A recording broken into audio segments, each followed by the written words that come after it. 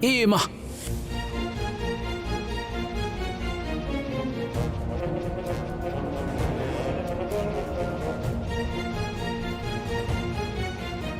Mfundisi ulana, mfundisi ufike kanjani la? Ubizwe yimina. Hawu, phela umfundisi uJoshi lona, umfundisi omdala kabi omanimbalikari. Uyazi mfundisi, besisenze nje okuncane nje. Lalela mina. Njengomfundisi womndeni wakwaNimbalika kumele ngiqalaze umfana nentombazane kokubili. Lethani kokubili ngokusheshsha. Cha. Asikho isidingo salokho. Umfundisi Maharaj sesimkhombisile ishadi lokuzalwa. Liveza ukuthi uzoba umfelokazi. Noma kuthiwa inkinga ngayini. Yini nibe nesixazululo esibheda kanje? Niyabona ngisho abantu abafunda izinkanyezi niyabathuka ke manje.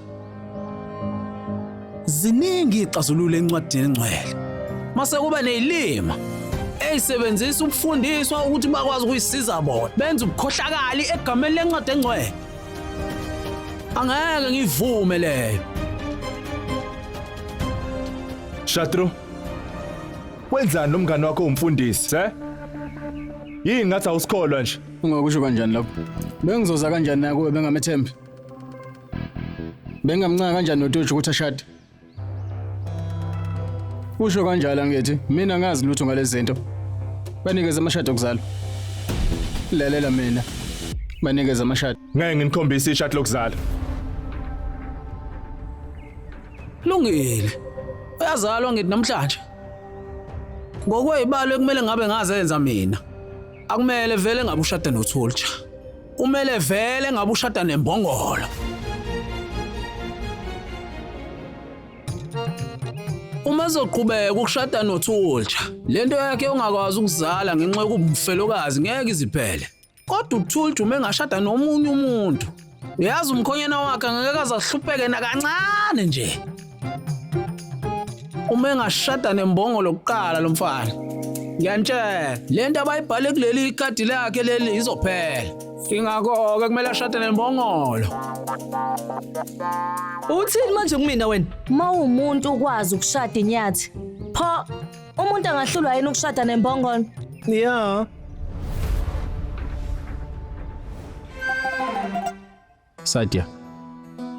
uGuruju beyisho lento ngoba ecabangela wena. Shada manje. Washayiseka ngekhanda. Ngeke ngishade mina. Ngeke ushade? Hayi, kulungile ke. Mina ubaba ngizomazisa ke. Yabona ubaba, ngikananaze ngishona kancane nje ukuthi awumise lo mshado ngoba evikela wena. Manaka, awuthi ngimfonele manje. Fundisi, ungaqhubeka wenza umsebenzi wakho. Hello. Yebo.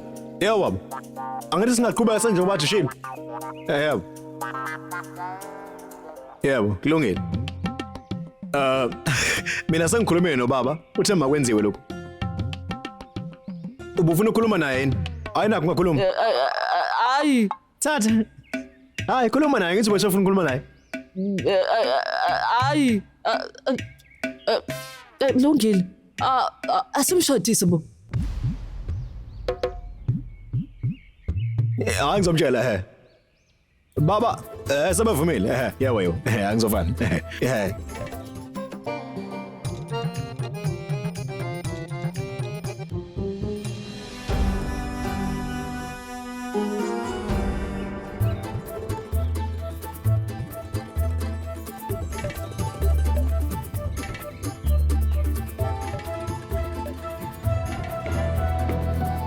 Izethembiso njalo ngomsombuluko kuya kulesihlanu ngo6 ntambama khona lana on Yours True Zizonke Sisonke DSTV channel 169.